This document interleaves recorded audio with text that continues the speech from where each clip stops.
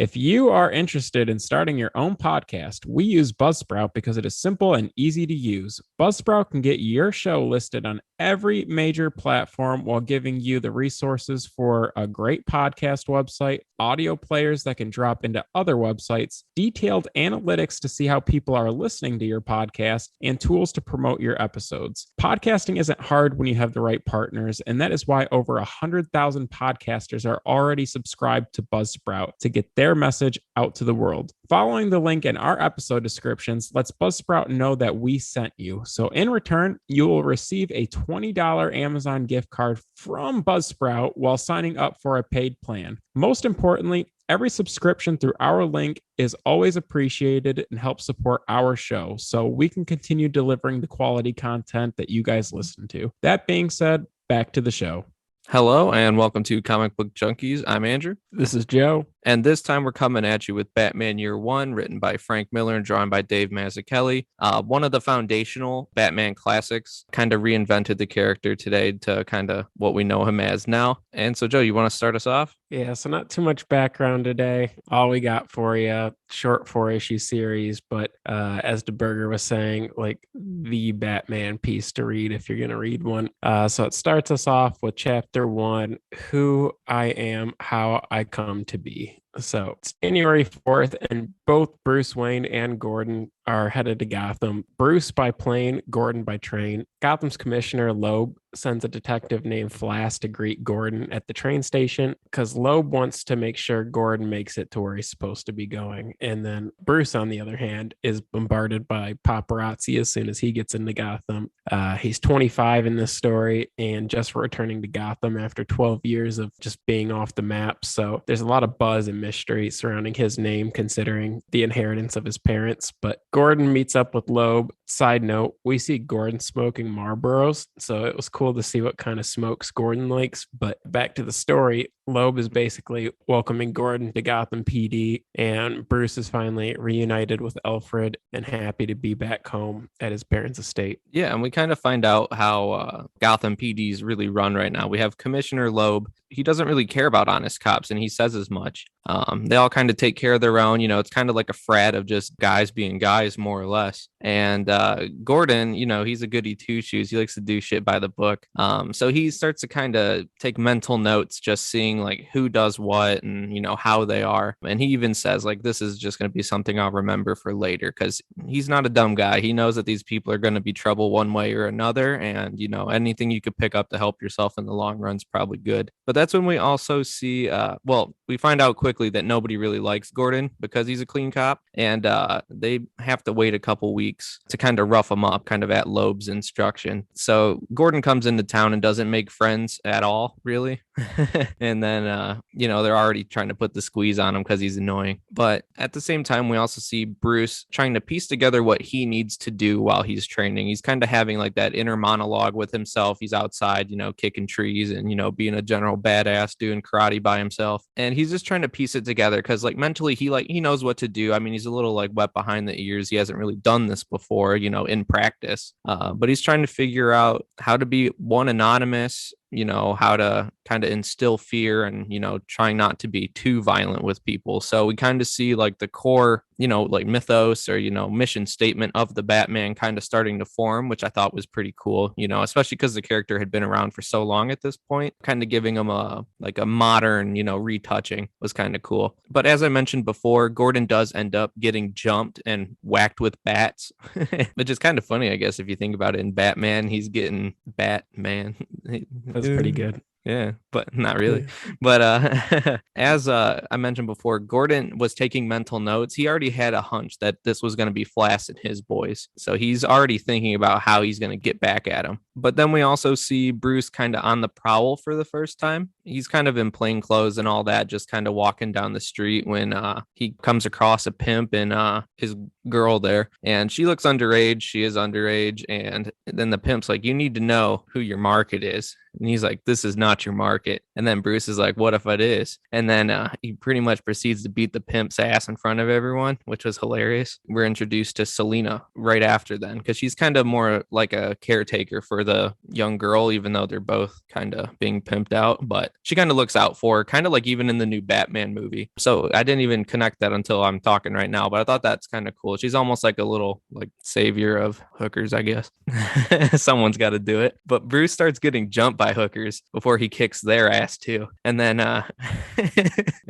Selena attacks and whoops everyone's ass before the cops show up, and Bruce has obviously got a dip. He needs that anonymity, but fighting hookers on the street doesn't exactly keep you a low profile. They actually end up, when the cops come, shooting Bruce and putting him in the back of a cop car. But for some reason, he's still okay, even though he's bleeding out in the back seat, and musters enough strength to break his handcuffs off. But he still saved the dickhead cops. Yeah, he takes control over the car, totals the cop car, saves the cops, finds his Porsche, and speeds home. But on his way home, he reflects on how he needs to find a way for people to fear him, and actually almost crashes into Gordon's car as they're headed in opposite directions. Gordon's looking for Flass and the guys that beat him up. Even if he wasn't, he probably would have pulled Bruce over. But Gordon, at the end of the first issue, makes it to Flass's house and waits outside for him until all of his friends are gone. He sees Flass get in his vehicle, so Gordon starts to follow in his car. And after he notices they have some privacy, he runs Flass's car right off the road and into a tree, which is sweet. They weren't going fast enough for Flass to be any kind of serious danger, but Flass gets out of the car and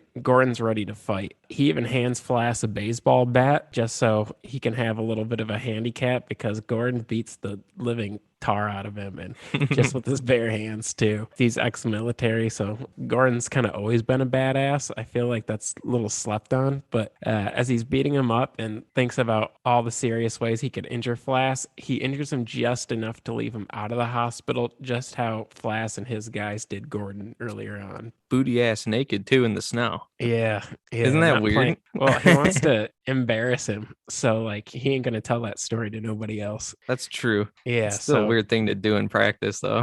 Get them skivvies off Flass, you dickhead. Right. I guess moving forward, he just basically wants him to stay away from his wife. And if we haven't mentioned it already, they're having a baby. And so Gordon's very protective of his family right now. But at the end of the issue, Bruce is bleeding out in his study and thinking about what it will take for him to put fear in his enemies. And he thinks about the time when he was watching The Mark of Zorro with his parents before they got shot. And a bat suddenly breaks right through his window and remembers how much that used to scare him as a kid. So it's at this moment he now knows what he has to become in order to carry out being the Batman after like 18 years of training. Yeah, that's pretty crazy. I like that it crashed through and he was instantly like, yes, this is exactly what I needed. But but we're heading into issue 2, and that's where we see Gordon responding to a hostage situation. He just straight up shows up, drops his gun, and walks up past Brandon, who's the douchebag leader of the SWAT team in town, who pretty much just lights everything up like it's Vietnam or something. So he's like, no, we gotta, handle this delicately. But Gordon walks in there, walks up the stairs, all while this crazy dude's got him and someone else pretty much at gunpoint, and he just walks up, disarms him, and whoops his ass. And obviously that gets him a lot of good press in the city, hero cop, everything like that, which Commissioner Loeb hates. He's like, God, we got to get rid of this guy. He's great with like everyone else, but he's bad for what we're trying to do. And I like the fact, too, that he says he hates the gun. He hates his job, but he stays practicing, because it was really badass, because he's a good cop, but he doesn't like really anything to do with being a cop. He's just naturally a good cop. But he says, obviously he has to be at the top of his game. And that's, while he's practicing. He does also feel guilty that he's bringing a kid into shithole Gotham, which all they do is bring up, his coming child. And he's just like, man, Gotham really does blow. I feel guilty to even bring a child into this city, which is crazy because like, I get it. Yeah, I mean, I don't live far from Detroit. But from there, we kind of actually see Batman in costume, on the rooftop, which is really cool. I really like the art in this book too. Mazzuchelli really nailed it. But Batman's on the rooftop. Gordon gets a call on his day off about a bat. Some people think he's a creature. Some people are like, he has talons and shit, like a chicken. And and he's running around town just whooping on people and like snatching stuff up. But Batman's out there taking on three dudes on like a fire escape on the side of a building, and he even saves one. They're starting to like whoop his ass because there's three of them, and he almost tossed a guy off the side, but he grabs him and he says, "I'm no killer," showing that he is a good dude. He is Batman. He doesn't believe in killing. And, the dudes start really whooping on him, but he saves the guy and then knocks everyone out because, he considers it an overall success this time out because he did win. And like I said, Flash specifically says that Batman's a creature, and, everyone kind of chuckles at him because, Flash tries to be the big tough guy, but especially after getting owned by Gordon, no one made that public, but, he's kind of more of a joke now. And he's like, no, guys, he really is a creature. He shoots darts and stuff, which, are his batarangs, which I thought was cool. And, something that I really thought was interesting is that Commissioner Loeb, as corrupt as he is, he doesn't mind Batman. Well, I guess that does make sense because he would excuse vigilantism. But at the same time, he's not like all aggro like normal and like, we got to go arrest him. He thinks like that's actually one of the good things that Loeb does is not give a shit that Batman's running around. Yeah, but eventually it kind of goes above his pay grade, and they're like, "Do you need to do something about this?" So, and he's like, "Okay, that's fine."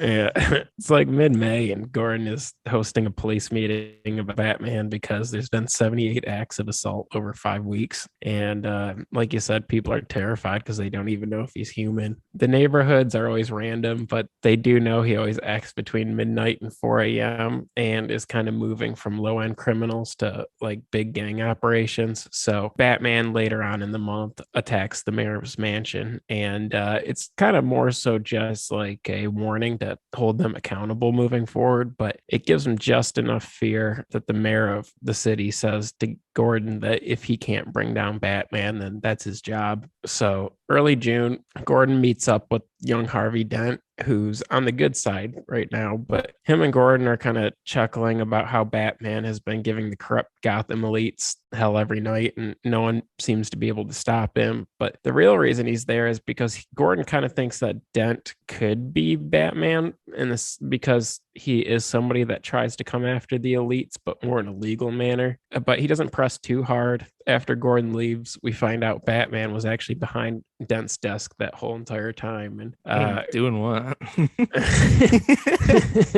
They don't really say. But Gordon is now driving with his coworker Essen and relays to her that Dent could possibly be Batman. She thinks that there's no way because he's not wealthy enough, and maybe somebody like Bruce Wayne could be passionate enough to pull something like that off, considering his parents were murdered as a kid. And that makes so much sense to Gordon. Like, we haven't seen him this happy the whole entire series. And so they're driving, but they end up seeing a truck driver that loses control over the vehicle and is about to hit an old lady. So Gordon tries to stop the truck driver from hitting the lady, but it's actually Batman that jumps out of nowhere to save the day. Essen pulls a gun on Batman and tells him to stay still, but as soon as she looks at Gordon, Batman's able to escape. He manages to find a building to run into, but he's still being followed by the cops. And Gordon tells his men not to shoot because he hasn't really hurt anybody yet, but it's in that moment that Loeb is made aware that the building was due for demolition. So he drops explosives on that building in order to smoke out Batman. And Gordon looks pretty shook seeing the building explode right in front of him, which kind of concludes this issue. I guess one last thing I'll say about the exploding building is they knew there were rhinos and junkies in there, but they still said drop it. Yeah, Brandon don't care, dude. He was eager as a beaver, dude. He's like, let me just drop some like bombs on some crackheads. I don't care. Since we gotta get them out one way or another. But I like that here too. We also see Gordon and Essen kind of, start getting a little too cozy because she says, maybe it's Bruce Wayne. And then Gordon's like, whoa, that's a good suggestion. And then you can see her, she's like already getting like horned up for Gordon just because he like complimented her suggestion and didn't like immediately discount it. So it's kind of some nice foreshadowing there. It's like instead of Essen, dude, he was wishing they were effing. Dude, I got some low hanging fruit jokes this time. But issue 3, dude, we're Burning in the building. Yeah, the blown out building. There's an old man burning up, and Batman's like, I need to save that guy. But then he's like, there's no saving that guy. He's already on on fire, which is the first time I've ever seen Batman like deny trying to help someone. It's like, But yeah, that doesn't make sense. Keep going. yeah, right. And so now Batman's, he's glocked in the leg. He's surrounded. This is like his first time out as the Bat. Well, not his first time. It's the first time we really see him. And, he has to ditch his utility belt because of the thermite and everything like that catching on fire. And, while we're doing that, we also see Catwoman waking up to explosions, a ton of cats. And her room has to smell like piss like all the time because there was way too many cats, bro. But, she catches winds of the buildings exploding, and now she's interested because after, her run in with Batman and the pimp and all that, she's kind of feeling like she wants to like leave her mark on the city as well. But Batman's trapped. He's cornered in that building still, and he, somehow gets the upper hand on the SWAT team. He snatched up two of the SWAT members, took their communication devices, and, trapped them all, which was pretty crazy. And, he's just in his own head. He's just like, I let it get out of hand this time, didn't I? And it's just like, you don't say. You got a whole SWAT team to blow up a building, your leg's bleeding, you have to put your own tourniquet on it, like you don't have anything, you're probably gonna die. He's like, but I do got some darts left. And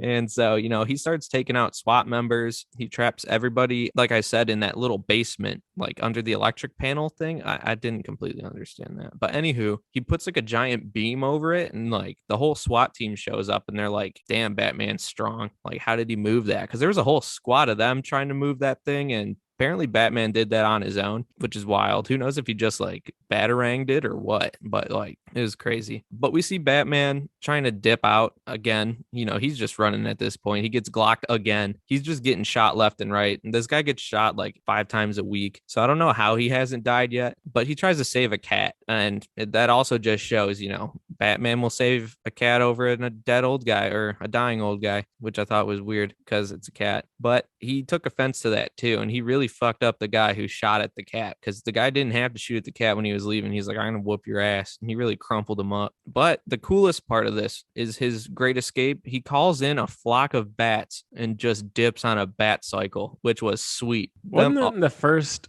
Batman movie in the Nolan trilogy? What? Didn't he have like some button that he pressed that swarmed the whole building with bats so he can get away? I don't recall, dude. I thought there were just a shitload of them in the cave or something. He was just like, oh. Well, remember that one time too? Or never mind. I'm thinking of that other. I'm thinking of Batman versus Superman, where he was like tripping sack and the swarm of bats carried him out of the cave.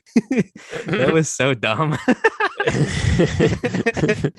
No, but for sure in that Nolan trilogy, there's a moment where this exact same thing happens, where he presses a button, the bats come from the cave to distract and scare everybody so he can get going. That's pretty cool. I don't know how he does it. Just sonar, or like some like high pitched frequency. Yeah, that pisses him off, but he doesn't care. Nah, dude, he just shoots through him on a motorcycle. That'd be crazy. What was cool too is he had them going one way and he was driving the other. So everybody was like trying to follow these bats, thinking they're gonna get to Batman, but he's long gone. Yeah, for sure. They're sleeping For sure. But at this point, we find out the Essen pretty much knows that it's got to be Bruce's Batman. And, Gordon's just ignoring all that, and he's just trying to plow at this point. But that's when Batman's also like, Gordon could have really messed me up, but Gordon seems like a good egg. I'd like him on my side. And that's when we kind of find the first inkling of, them being homies and eventually partners. Yeah, Bruce is kind of starting to realize that there's too many people that wants him dead. So he's not going to be able to do this on his own. He needs somebody on the inside to partner with. And there's no better person than Gordon at this point for the both of them, actually. And to conclude this issue, Gordon's getting pretty close with his coworker. And one night they even kiss, which is surprises me, considering I didn't think of Gordon as a man that would cheat, but it eats him up at night, and he's lying next to his pregnant wife in bed. And that and the thought of Batman also kind of eats him up, because he realizes that Batman has literally done everything good, or like that a good guy would do, and feels conflicted about bringing him in, which leads us to the last issue in this series. Yeah. And as you said, they're out to clean up a city that likes being dirty, and they can't do it alone. which I thought was really cool too, because it's really just like two guys, each on their own journey, trying to clean up the same city. So it makes a ton of sense for them to team up, even though they're diametrically opposed, like being the law and being a vigilante. But it is a dirty city, and I don't think it'll ever be clean. But they're Yeah. going to try their best. And Gordon's still being dirty. He's meeting up with Essa, macking on her at the beginning of this issue, but she puts in a transfer because they love each other, but it's unfair to his wife because they keep leading each other on. And later on, some big drug lord comes into Gordon's office to plead guilty and rat on Flass for being an officer that would help him get away with crimes. And the reason for this is because Batman came to visit this guy the night before and put the fear of God in him. So this is kind of big news for Gordon. September 13th now, and Loeb is pissed at Gordon because secretly he knows that this is going to be bad for him too.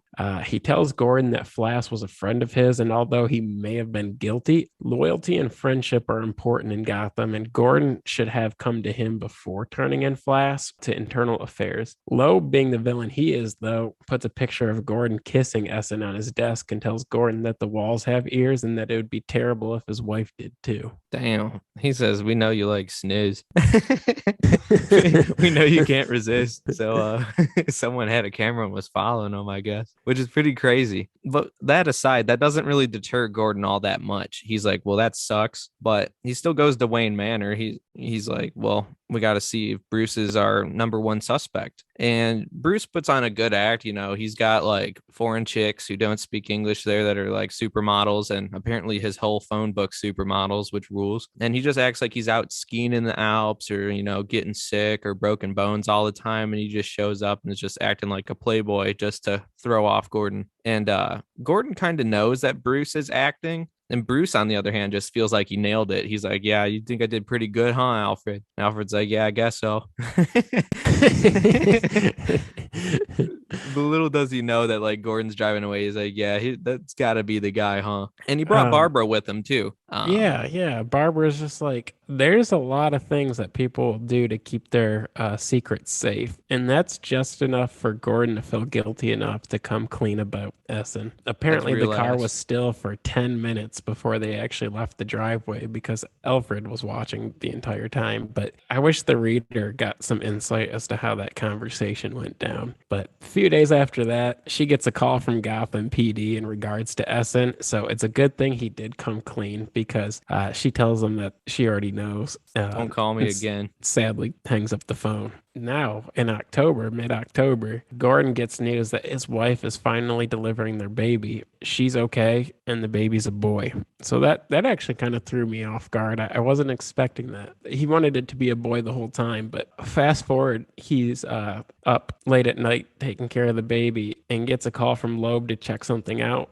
But after he leaves, he connects a few dots and realizes that his wife and baby are the actual targets and they're now alone. So he's quick to turn around. His wife gets kind of pushed to the side, but Gordon sees that his baby was taken from them and gets on a motorcycle, goes through a whole shootout and chases the vehicle. Lucky, Bruce is there and tells Gordon's wife that he promises their baby's going to be safe and heads out right behind Gordon. Gordon's able to shoot at one of the back tires, which makes the car crash into a bridge. Gordon meets them at the vehicle, and on top of wrestling this guy, Gordon's baby gets thrown off the bridge, and Gordon uses everything in his power to knock this guy off of him and run to his baby, but thank God because Bruce is there, and Bruce saves his baby. Gordon's glasses are knocked off, though, so we don't know if this is kind of a way that he's saying your secret's safe with me, or he's saying literally I don't want to know who you are so that we can both be safe. But he tells Bruce that he's practically blind without his glasses and he better leave before the cops come. Can't see without my glasses. At the end of the story, Gordon's on the rooftop flashing the bat signal. He reflects on Flass and Loeb, his wife, and also what's next for the city. He mentions that there's now someone who goes by the name of Joker that's trying to poison the city's water supply, but he trusts that his new friend is going to be able to stop him. So I thought it was cool that everything came full circle and they were able to give the reader something to look forward to after this story. Yeah, I just gotta say, one of my favorite, evil villain plots has gotta be poisoning the city's water supply. Again, got him. It's always so funny. It's just like, oh no, what's he doing? He's poisoning the water supply. It's just like, I feel like that's actually got to be like relatively easy compared to the other plots they do. Just put some Joker chemicals in the fucking reservoir, dude. You're good for it. He's good for it. I feel like they would succeed more if they did more wide scale things like that. But everybody attacks the water. Just all of Only them. Aquaman can save them. Yeah, Batman Aquaman's got to suck the poison out of the water before it gets to every villain lines up each week. They just take turns poisoning the water supply. It's the Joker. He's got Joker toxin in there, and then Scarecrow comes in the week after. He's got the fear toxin in there. Yeah. Bane, I don't know. He just pisses in it. He puts venom in the water. It'd be crazy. Just like, what's Batman gonna do? That's a lot of water. You can't protect all the water. Yeah, Batman. Well, what about the water?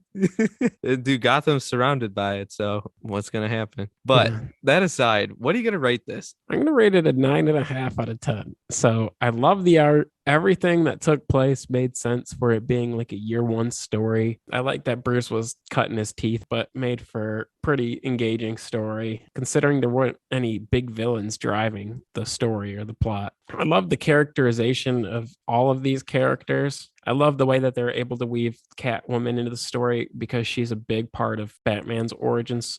I think she's in Batman issue 1, but they also had some fun references to Superman that we didn't mention. That were kind of littered throughout the story. So I thought that was kind of cool too. And that they kept everything dated. So it kind of made like the events make a lot of sense.